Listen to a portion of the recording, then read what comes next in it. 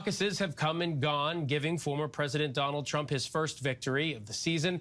And as the season goes on, the White House is keenly aware of what's at stake. Our chief White House correspondent, Mary Bruce, sat down one-on-one with Vice President Kamala Harris to talk about the potential of running against Trump again. While all eyes were on Iowa and the first Republican votes cast. Good morning. Hey, good morning. We hit the road with Vice President Kamala Harris, getting exclusive access as she campaigned in Democrats' first primary state. We're headed to South Carolina, getting an exclusive look inside the Biden-Harris campaign, just as the 2024 race steps into high gear. Back in 2020, it was South Carolina's Democratic voters who revived Joe Biden's campaign, catapulting him toward the nomination. 3 years later, the Biden-Harris campaign is hoping that enthusiasm is still here. Mary Bruce with ABC. We traveled aboard Air Force Two, touching down in South Carolina. There, as Harris was snapping photos and shaking hands, and getting ready to mark Martin Luther King Jr. Day, enjoying the music from backstage. Then walking out to the steps of the state capitol to lay out what's at stake in this election.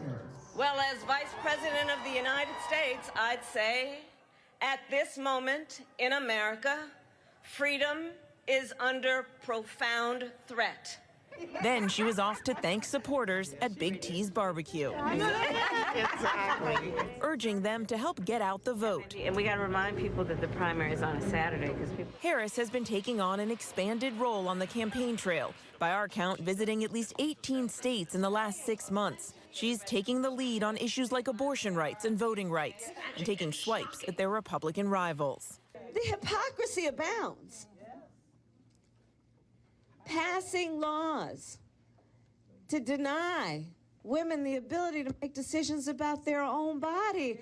One does not have to abandon their faith or deeply held beliefs to agree. The government should not be telling her what to do with her body. After a surprise stop at the University of South Carolina to greet their undefeated women's basketball team, we got a chance to ask the vice president about their campaign strategy. Do you think Donald Trump at this point is a foregone conclusion? I don't know, but look, if it is Donald Trump, we've beat him before and we'll beat him again. When you, again, look at all of the issues that are at stake, including our standing in the world, I think that the people of America want more in terms of the outcome of this election and charting the course for the future of our country.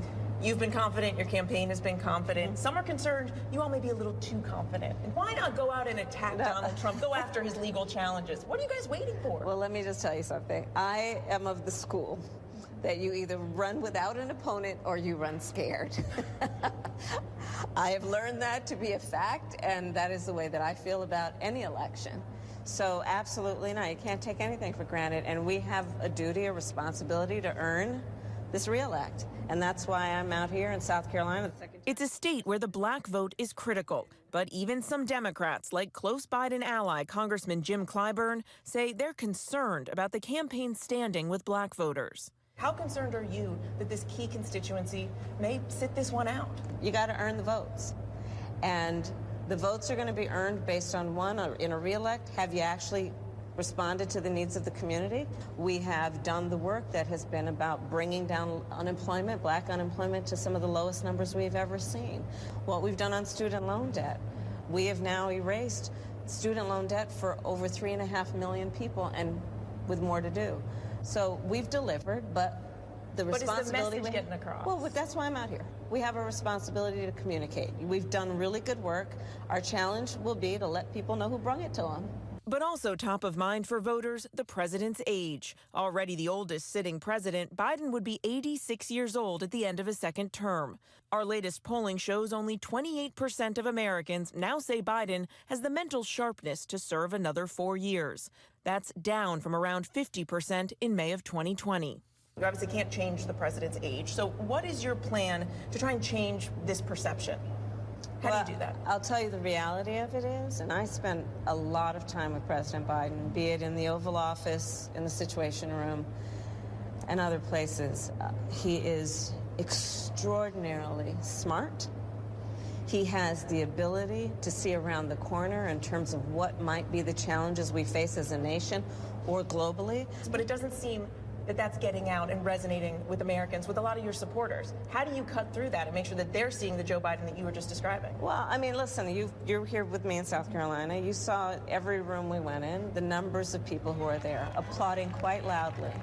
And they're applauding for me and they're applauding for Joe Biden and for what we as an administration have accomplished. They're there because they believe in what we're doing and they want to see us continue.